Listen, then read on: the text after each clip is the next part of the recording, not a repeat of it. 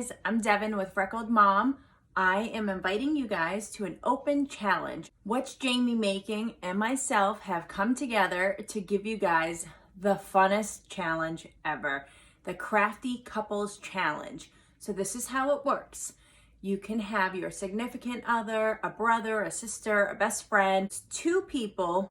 The rules are that the crafter is kind of the brains and the mouth of the challenge.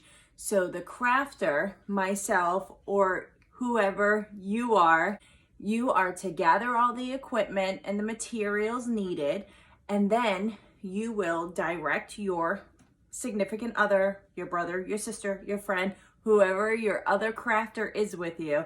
You're gonna direct them with your voice only, with verbal commands. No pointing, just using your voice, telling them how to create the project. Let's use our verbal commands and see how well they can get their craft done. This is gonna be a lot of fun. It is limited in space, so if you wanna join in with us, again, it's April 1st. Reach out to myself, Freckled Mom, or What's Jamie Making on Instagram or YouTube. We want this to be fun, and we definitely want everybody to join in, but we also don't want the playlist to be super long.